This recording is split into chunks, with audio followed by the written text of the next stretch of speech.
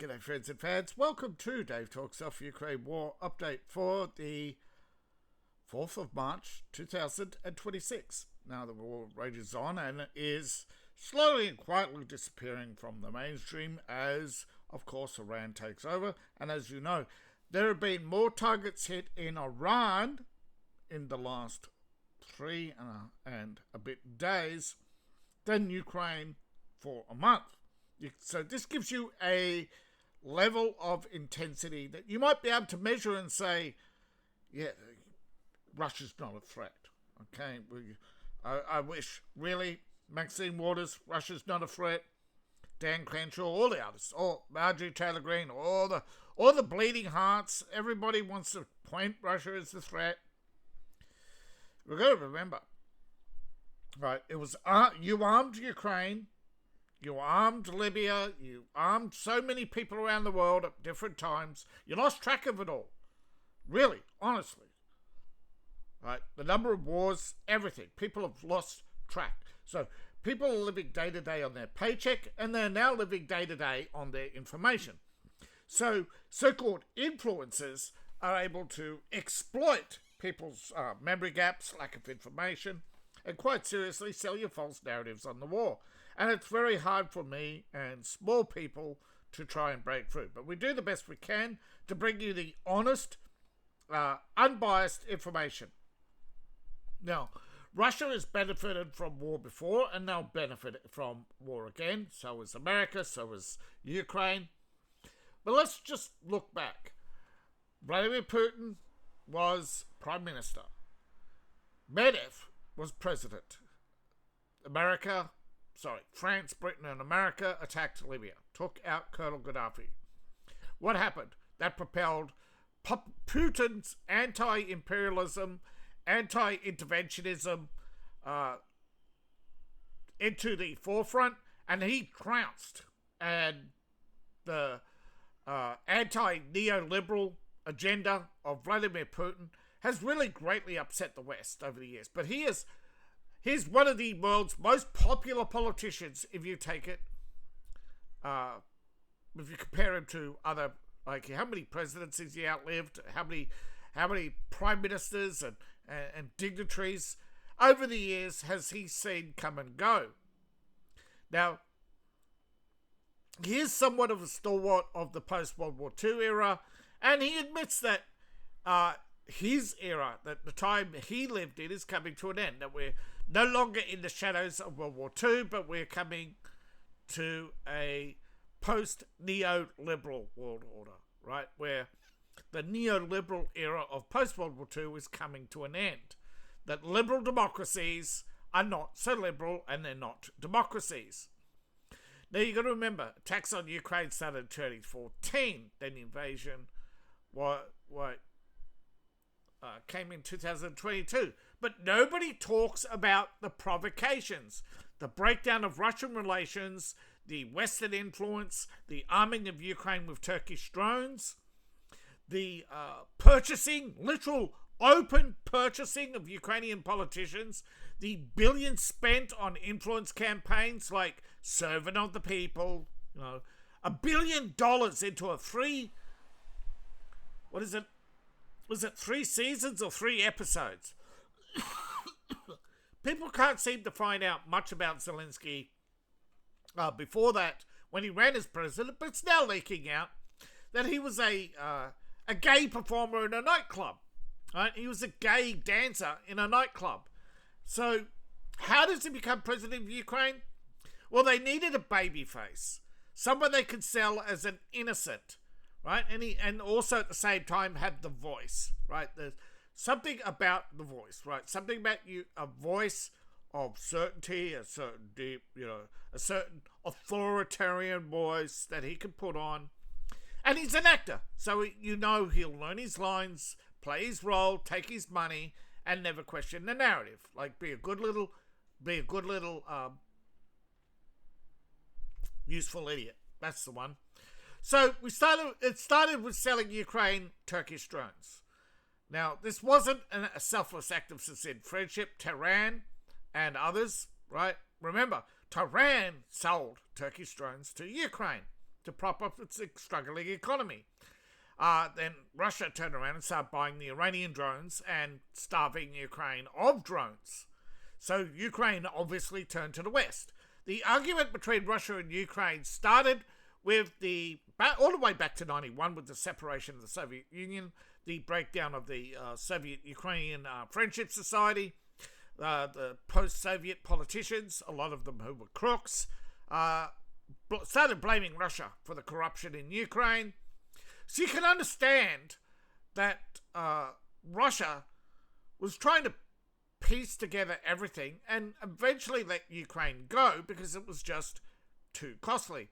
But however, as Putin watches the destruction around him and the chaos in Iran, like Russia not strong enough and admits they weren't strong enough to defend Iran, they had told Iran not to provoke the West, to make a deal with the West, but not from a threatening position, right? That there was some deals to be had if you could just take a neutral stance, right? If America offers you a bad deal, take one with France. That'll poke, you can poke them in the eye. You just can't threaten them, right? Do not threaten them, right? Don't blow shit up. But Iran kept blowing shit up, and Russia kept saying, no, settle down. Russia's been tried to be the voice of reason for the last 20 years, but no one's listening because the EU wants their expansionism. The EU needs their enemy, right? They need an enemy to exist. If an enemy does not exist, they have no justification for NATO, right? They have no fear, they have no hate, they have nothing to sell you, right? If they have nothing to sell you, then you are going to Russia for your holidays because they're nice and cheap, not to Switzerland or France or to any of the other countries that have literally burned all their goodwill leeching off the tourist. Now, Russia wanted to make Iran a freer and prosperous country because, hell, Russians wanted a cheap holiday home. They didn't want a barking dog on their doorstep. They did not want Iran to bring war to their doorstep. Now, of course, they now have to sell America and Israel as an enemy, but they can't because they're now trapped. So what does Russia do? They blame the world oil market and now, of course, with the spike in oil prices, Russia makes money. So all they have to do is sit back and slowly whittle down the Ukraine war while the Middle East takes all the heat, all the attention. Soon people will forget Iran. But long before they forget Iran, who's going to remember Zelensky in a couple of years? Who's going to care about Zelensky in a couple of years? So Russia has now solidified itself as Putin as a protector of the nation, even if he's seen as an authoritarian by some, right? Russians saying, well, it's hard times and hard times require hard men. So all Putin has to do is wind down the Ukraine war, and he sits comfortably while all the bleeding liberals keep screaming for war and basically look like absolute buffoons in the eyes of the rest of the world. And naturally, the economics of the eternal economics of trade and whatever will. If China had not screwed itself, they would again over Taiwan, simply because, right? This is where Putin wants the best of both worlds. He wants a democracy. He doesn't want to go back to days of communism. It's the people in the West who keep pushing and funding communists in Russia because they want they need an enemy, all right? The liberal establishment doesn't quite want communism, but they want the threat of communism to keep you afraid. It's the same with the threat of fascism. They want the threat of fascism to keep you afraid. Because if you're not afraid, you're thinking, right? So as we look at the war in Russia, the war in Ukraine is not that big a threat. It is low intensity. It is a couple of hundred incidents a day, whereas, there's more points of contact by American air power. And just think, right, these are Russian troops in Iran. It's air power. Air power Russia does not have in abundance. Russia has air power, right? They have enough to defend themselves for a few months, but eventually they would have to resort to weapons of mass destruction or something. So, yeah, it's détente. That's the whole point. Russia was only able to achieve détente with the West because of this buffer zone. And that's what Russia is really fighting to defend, the buffer zone against the West. It's not about the West today. It's about what happens when the next Napoleon or the next Hitler comes to power. Right? Russia's looking at history in a large cycle and say every 100 years, Europe falls to fascism, they fall to some sort of authoritarian, they have a crusade or whatever. Now, I'm not saying the crusades were bad. I'm just saying from Russia's point of view, you've gone from, liberation, wars of liberation, authoritarians, the Middle Ages, authoritarians, the Roman Empire.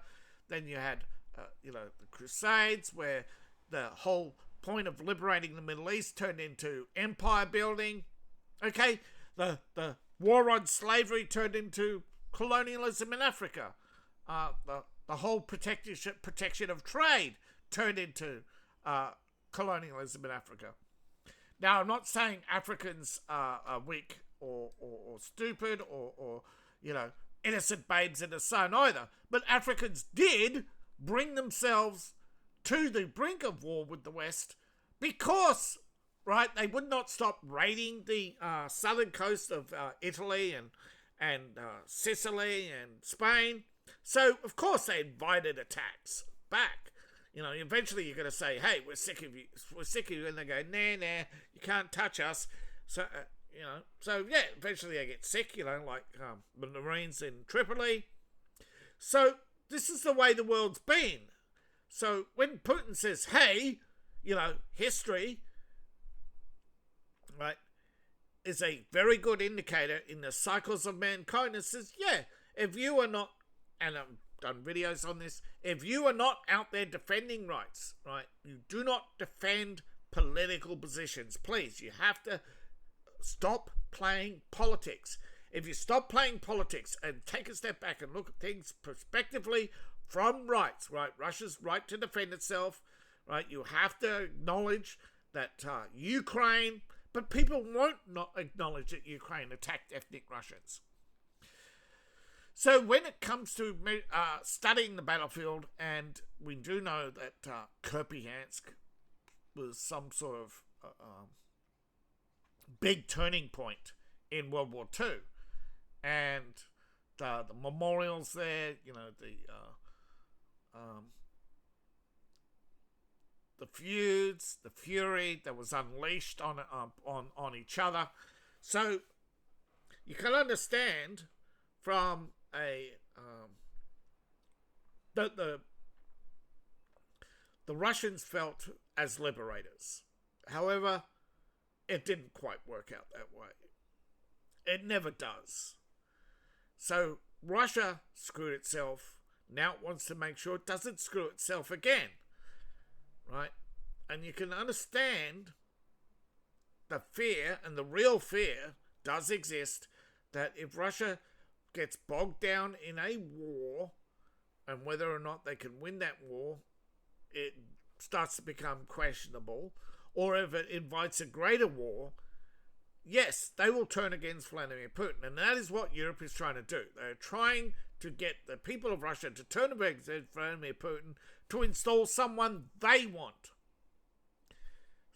Right? Everyone is dealing with... Once you start to see it, you won't unsee it. That Keir Starmer,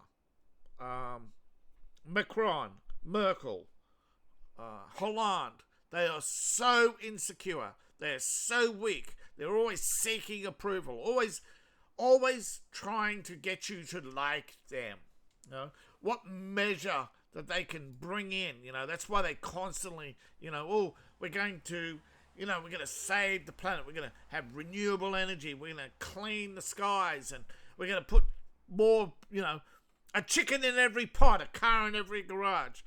And people wonder, how do politicians not float away with the hot air? Well, they wear they wear lead boots, right? That's why they don't float away in hot air. But the problem is when you talk about politicians and their promises, you instantly get partisanship, right? And you always get partisanship. Now, lately, I haven't had anybody posting threatening remarks or any hateful remarks, because I said the next one who does it is going to be up. It's going to be highlighted. It's going to be a special video. And so far, no one's done it. No one's taken me up on my challenge to post a hateful remark. I suppose someone's trying to find something funny or clever, and probably reading through the greatest comebacks of all time to see if they can come back at me or say anything funny or clever and say, ha, we got you. But yeah, you're just pigeons, right? They're just pigeons at a chessboard, right? They don't understand chess. They don't even barely understand checkers. They just know, I knock over all the pieces I've won. Right? That's their mentality, right? If they just hit you hard and fast enough, like Ben Shapiro, and go, ha, wax don't go your feelings. Okay, Mr. Shapiro, you got me. Christ is king. And then watch him his head explode. All you have to do to Ben Shapiro and argue against him is say, Christ is king, bro. Or ask him, why does Israel need a saviour? Israel didn't need a saviour. There was no saviour. He wasn't a saviour. So you're a bigot. Expose the bigotry, absolutely, of Ben Shapiro. You just trigger him, and you won, right? Doesn't take much. Right, whereas, same with Muslims. Yeah, Muhammad, yes, sure. Show us in the history books, yet again, all the great achievements of beheadings and invasions, right? You talk about colonizers. So once you start to understand that people are partisan, they will never change, they have to fall and fail and grovel, and even then it can... I'm surprised that the post-Soviet era has seen so few communists in Russia. But those who do are hard and ardent Stalinists who absolutely believe that Stalin was the good guy in everything, that he kept Russia together, that he defeated the Nazis. No, he didn't. He defeated the Nazis with American guns, but if he didn't have those American guns, the Nazis would have trounced Russia. And America didn't want the Nazis to win the war, because they thought, we can contain the Soviets, but the Nazis, they tend to persuade people. And that was the real threat. It's not the threat of communism that was the problem. It's the threat of ideologies that threaten the New World Order, right? Remember, they destroyed old empires to create a new world order. Sykes or Pike, or all the letters, will explain it to you better than I can. But basically, we're watching these pre-war scenarios where a whole bunch of minor wars start, where, and again, the war to end all wars, right, started with the British facing the Ottomans, the big terrible Turk, but they just replaced one baddie with a worse baddie, right? So right now, it's very hard to know, right? Are we red pill? Are we black pill? But take it with a grain of salt. We just have to decide, right? For now, Trump is the lesser of two evils. If you can or cannot accept that, that's fine. Okay, I'm not gonna try and persuade you, change your mind, whatever. But for now, okay, look what Biden did, and you look at the Ukraine war. And I'm telling you, soon, Russia's going to have to face the realization that this war is coming to an end, whether they like it or not. Whether they prepared for it or not, they will not meet all their goals, right? The West thought Russia was weak and going to be stopped easily. Russia thought the West wouldn't defend Ukraine because they were doing too many deals with China, but everything was underestimated. They did not estimate how much money BlackRock and others were willing to pour into Ukraine, or how much resources and money. But it's all has to come to an end. And as you can see on the macro scale, it looks big, but when you trounce out of it and realize, man, that's just an hour of Iraq. That's just an hour of US forces in Iran. So why is everybody panicking? And that's the point. People panic when they don't know the facts. And this is why the establishment doesn't want channels like mine to thrive. When they can control the facts, or what you perceive to be the truth, then they can control you. They can make you panic and pay more at the pump. They can make you rush out and hoard food when you don't need to. They can sell you MREs and emergency ration packs and extra batteries and all these other things that are just going to sit in the bottom of your cupboard, get forgotten, and a year later it's all covered in mold, and you're going to throw it away and forget the fact that you just threw away thousands of dollars in stuff because it wasn't needed. Or right, you could have had a holiday, you could have enjoyed yourself, heck, you could have donated to me, who knows?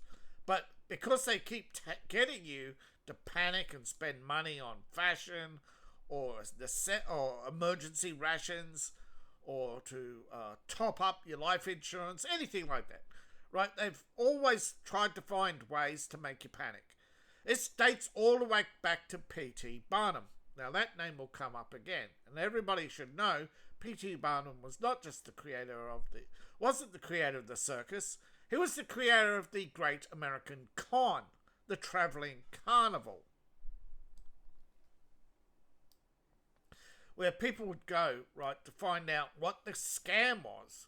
That, oh yeah, there's a mermaid, I wonder how he did it, People knew it was a scam, but they'd go anyway, right, to pay a penny to look at a lady in a dress with a mirror in the box, look into the box, and you see the water and the mirror under the water, and it'd be a picture of a fish, but because it's reflected underwater onto the mirror, it looks like she's a fish from the waist down, even though it's a picture.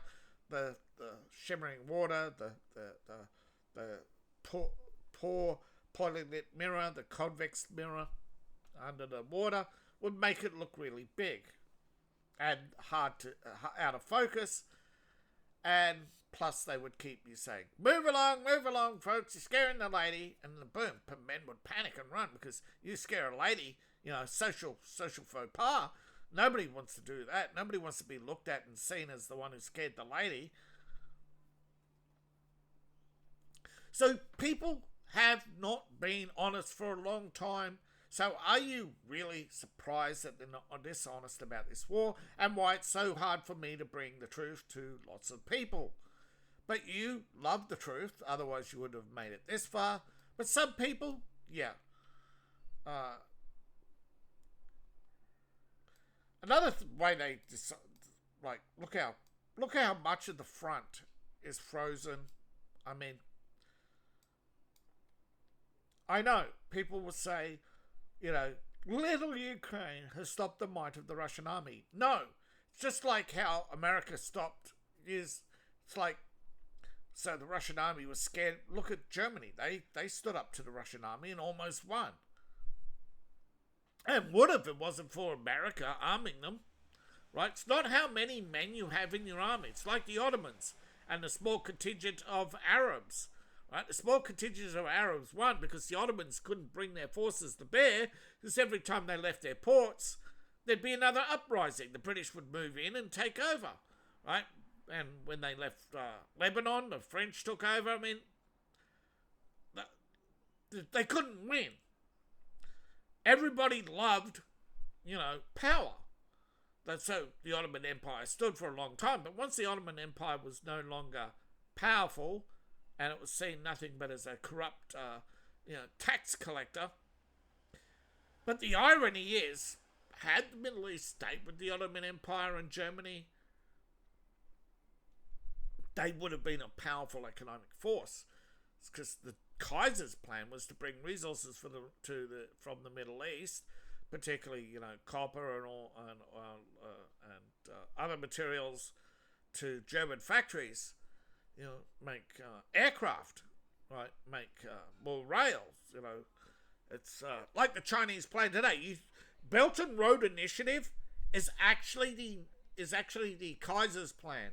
Same with Germany, right? Under Nazi Germany, the plan to build all those railroads, that all dates sort of back to the Kaiser. Economic expansion, railways in particular were, and seen places of the world still king, right? Roads unreliable, roads closed by weather. You look at Kazakhstan and all those, high mountains. Yeah, hell, fast rail in the valleys, bring everything down to the same in Pakistan, right? Open up central Pakistan. Because, one train takes, replaces 18, 20 trucks. They just don't have, So rail, tried and proven technology, right? It's cheaper for them to run. It's not advanced technology, and it's not, modern trains, but it's still a train. It's an old diesel train, 50, 60-year-old technology, cheap, reliable. Yeah.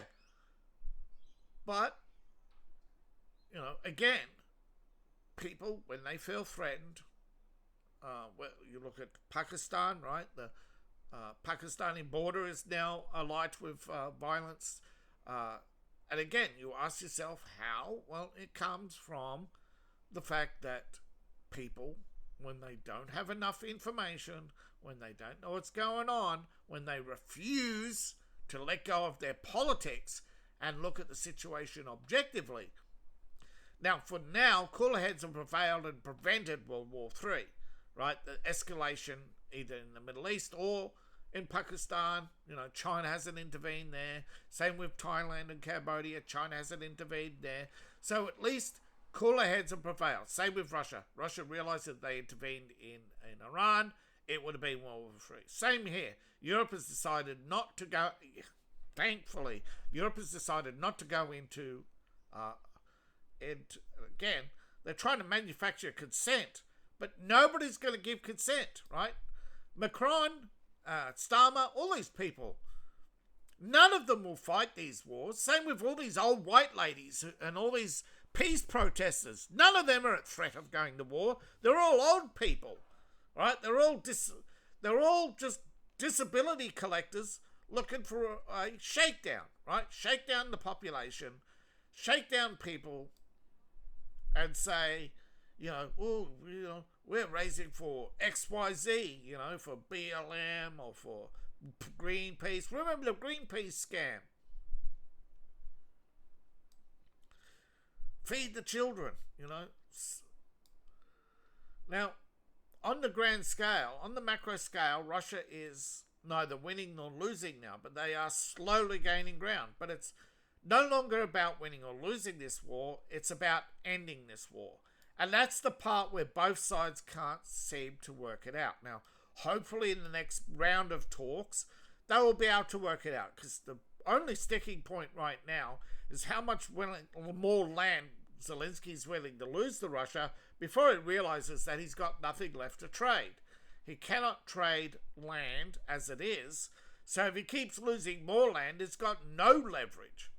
Right now, right, he can leverage what you would say, smoothing the front lines. Say, well, let's draw a line down here. All right, we'll lose a little bit of land here and there, but we'll get down here, and then we say, right, cut this off, retreat here, right, cut Donetsk right down the middle, right? Because most of the people here who are Russian, they're free to go. Go to Russia. Those who are free to be Ukrainian, right?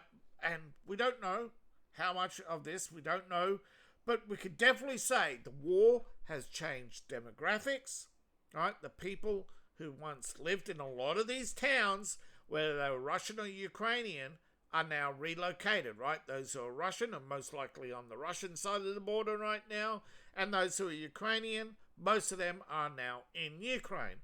The Russians who don't like Zelensky or have gone, or Putin, they've gone to Canada.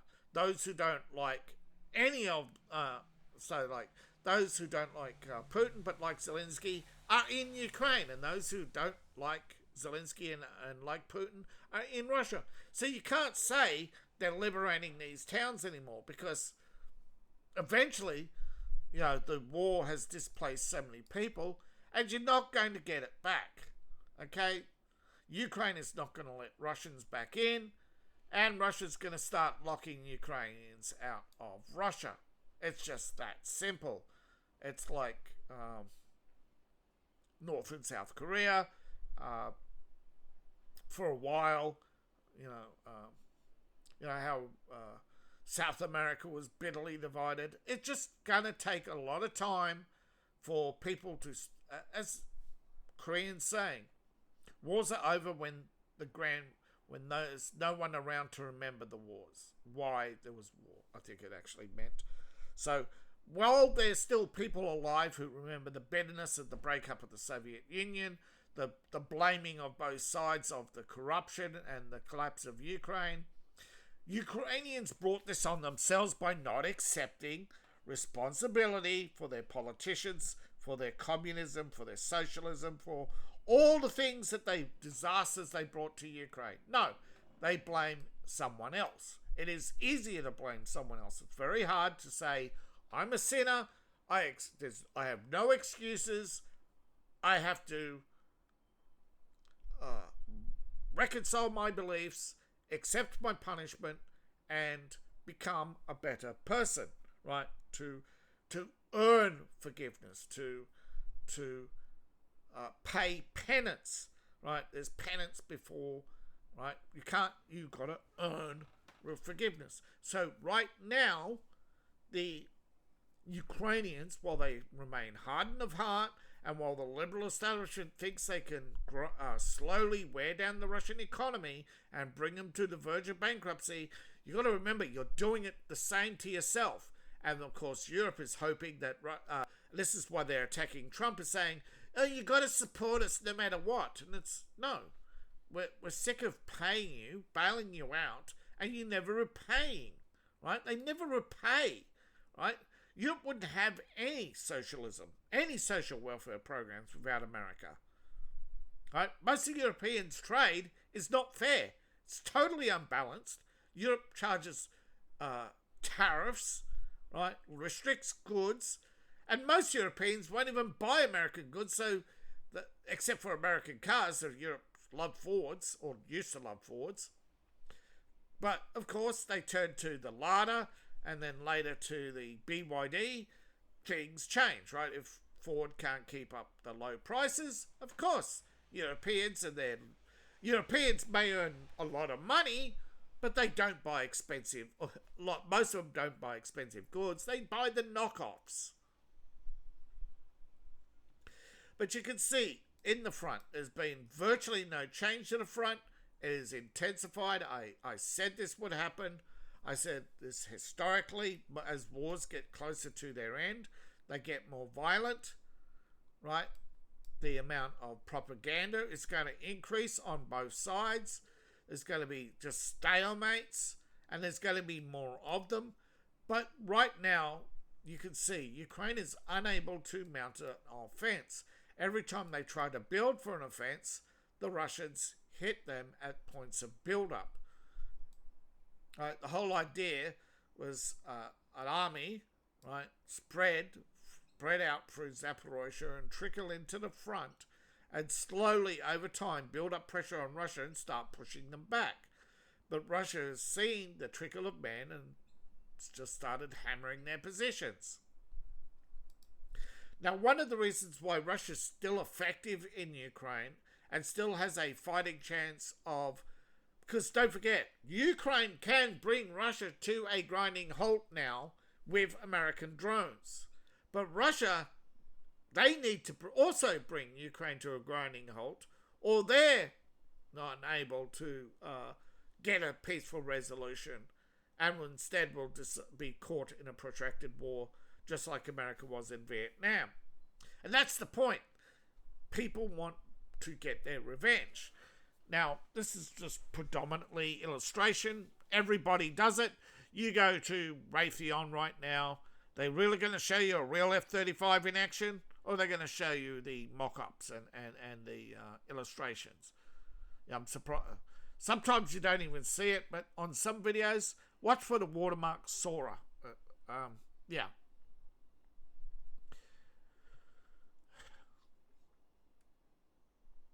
Illustration. Now, what is the RPG-30? Well, recently RPG-28 was announced, and now they've got the 30. Now, 30 does look like a javelin. Yes, it is like the 28 is a top-down attack, but get ready for a surprise.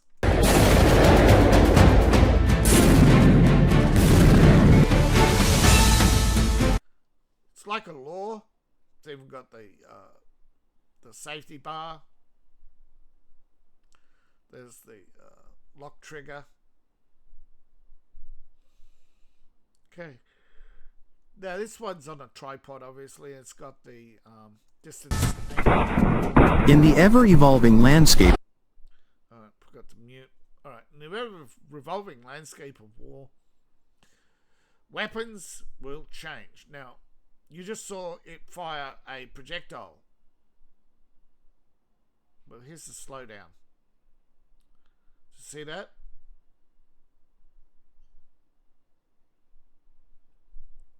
That's a secondary. Yeah.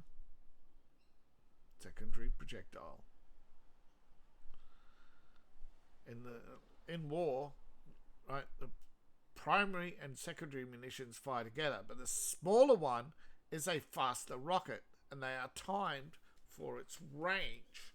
So what happens is the bigger, slower, the RPG-28, right? The 122, it's a 122 millimeter rocket, the same as used in rocket artillery, except a smaller variant, right? It's a smaller version of the 122 artillery shell. It's basically there. You have the first, right? The first will explode, deceiving the tank's anti-missile system, thinking that it's destroyed the incoming projectile. And then out of that explosion, or through the explosion, comes the primary RPG-28 122mm warhead, which is basically like a slower moving artillery or 122mm heat round. See, there it is. It is, as you can see, it is an 105. So I thought it was, yeah. So you got the 105 and the 40mm decoy. The decoy is just an explosive, right? It goes off in front of the tank and blinds its sensors temporarily and makes the tank think that it's launched, right? Gets the tank to launch a projectile, destroy the little projectile, and then the 105 hits it. But it is a similar design to the 128, 122mm. But yeah, the RPG-28, that's all it is. It's a slightly upgraded of the... There, see, there it is. Goes off, confuses the tank. The automated hard kill neutralization system thinks, I've killed it. But then, boom. As you can see, the 40mm against... Yeah. It can, of course, lodge in armor plates. And then, the explosion, and then, yes, it sends a copper core accelerating into... It's great as a bunker buster. You wouldn't want to be in a bunker when that goes off. Alright, so it's just a quick workaround for Chogam reactive armor, right? And the America's automated hazard protection system. Now, it hasn't been on the battlefield long enough, but as you could tell by the lack of Ukrainian victories, that the Russians have the advantage. This is why I say Ukraine can't claim to be winning, because they are not pushing back. Now, of course, Zelensky is hoping to wear out the Russians.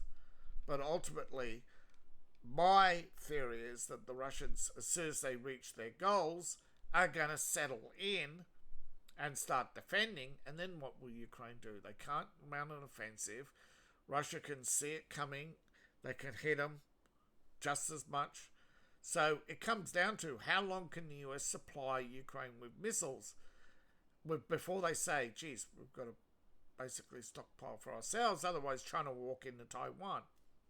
So again, with America in Iran taking a lot of American missiles and drones, that means a lot of missiles and drones that aren't coming to Russia or being sold to Ukraine to then use on Russia. So again, 2 days, 2,000 targets. This story's a little, but yeah. So today, another 1,000 targets hit, and yeah, eventually, 250,000 troops, 200 fighters, 2 aircraft carriers, and a whole handful of bombers, more than a handful of bombers. So US has destroyed 17 ships, a submarine,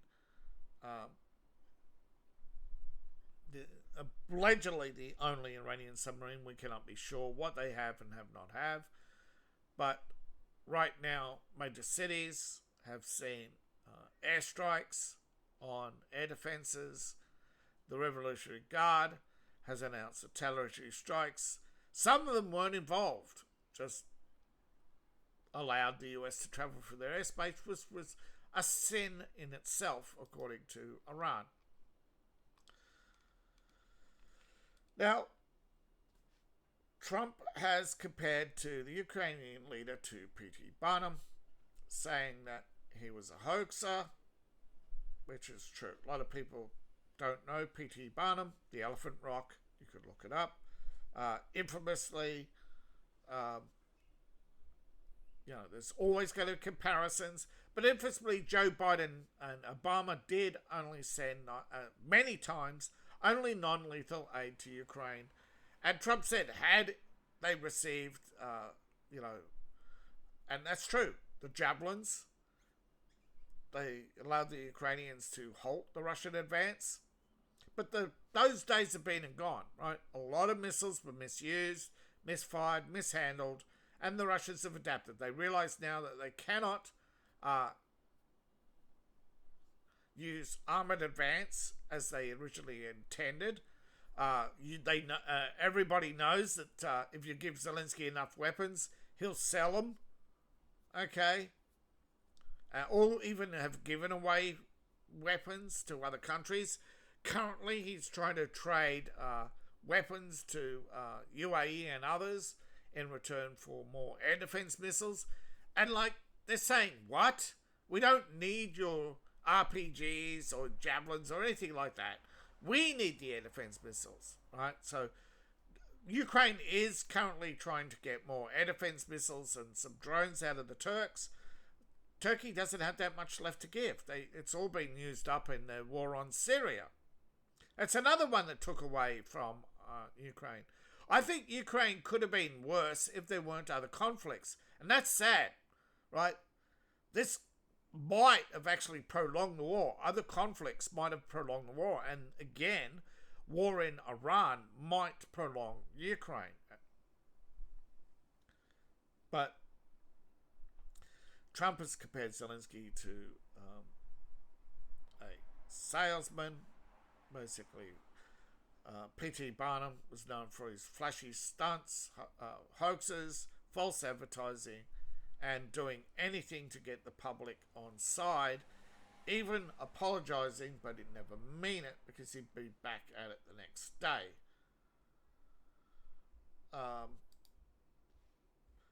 Now, whether Bobolevka, another small, insignificant piece on the map, has fallen to the Russians. But again, not even bothered by the Ukrainians to...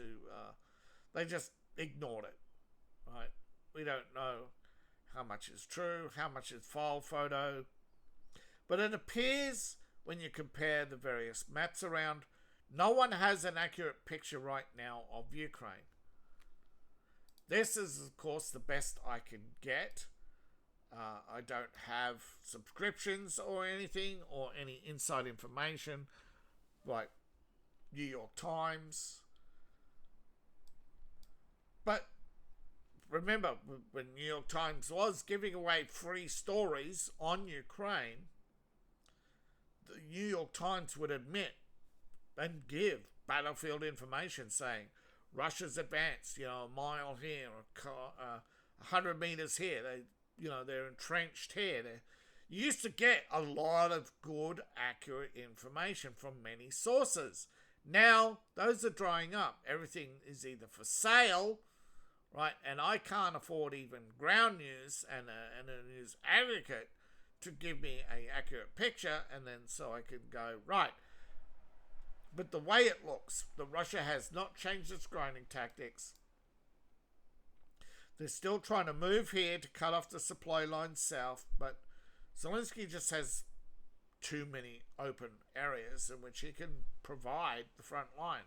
This ain't 1945 where we have enough off-road vehicles, right? We're not, even tanks aren't bogged down off-road. Ukraine can go around some of these smaller towns without even... The only thing Ukraine can't do is hide from the enemy. So they have to spread out. And Russia, because they have a limited resource of manpower, they have to spread out. They have enough men, they have enough machines, they have enough ammunition. It's the money that's limiting the war, so they have to limit the number of men, machines, and so they've increased the stockpile count by 10,000 a month. That's insignificant, right? 10,000 bombs. Yeah, maybe if it was, but it's not just 10,000 bombs. That 10,000 includes tanks, bullets, everything. So it's really insignificant when you're expending millions of dollars a day, right? And you're only increasing it by 0.1%. So you're not going to increase the casualties by much. Ukraine hasn't increased the casualties. In fact, there's less Russians dying right now. Zelensky's outraged the lack of progress, and so is Putin, but for different reasons. Putin is under pressure to produce results or to wrap up the war. So far, neither has been achieved. There's been no significant city taken since the fall of Myriad and Pavosk. But again, the pressure was there before then. Right? If Ukraine, I think, can hold here, and here, Russia will shift focus back to Donetsk, and then Ukraine could start moving up, putting more pressure, putting maybe at the cost of Kolomensky, maybe smoothing out and putting pressure and defending from the higher ground, all through here, using the hills and as much cover as they can to fire rocket artillery and launch drones to try and use cover as much as they can, to try and get close as they can, to get more drones. And if they stop going after Russia's resources and start honouring their word, could bring the gap of trust back to at least a position where treaties can be signed. And Ukraine, as well as Russia, they're both going to try and take advantage. They're both, it's an ego measuring contest. But ultimately, if they can bring this war to an end, they both walk away, at least with their respective base, still respecting them.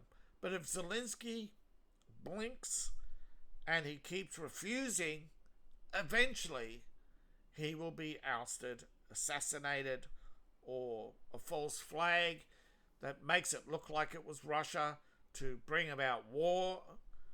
Zelensky will be sacrificed. This is what they did with the Archduke. Now, in World War II, it was different. Bismarck was befuddled, confused, and misled as to whom to pick for the next chancellor. But it shows you, pick, not elect. Okay?